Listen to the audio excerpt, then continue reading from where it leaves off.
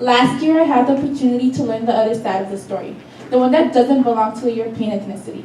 The only thing I have to say about that class was that it truly shaped me to who I am today. Who would have guessed that a class that I was only taking for high school credits would still continue to impact my life 1 year later?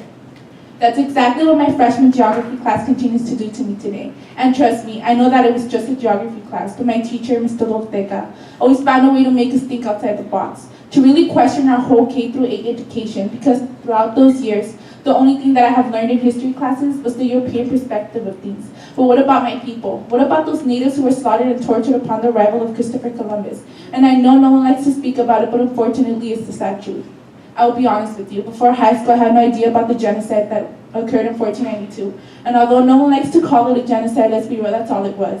I also believed I only came from European descent, that my ancestors were all Europeans because the textbooks never spoke about the indigenous, the ones who were here before the Europeans, my people. And the fact that I couldn't name from the top of my head my ancestral tribe and my ancestral roots is evidence that colonization has really made its way through the minds of the people. And you don't know how frustrating it is to walk around or to be asked where your family is from. And all you can do is name the state that your grandparents are from.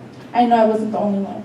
You can approach anyone asking them the same question, and the only answer you will receive is silence.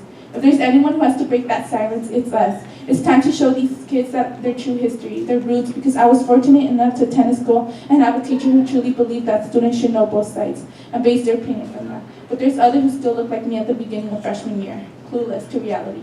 History can't be changed, but it can be prevented. And if we can do anything to prevent it, best believe I'll put my all.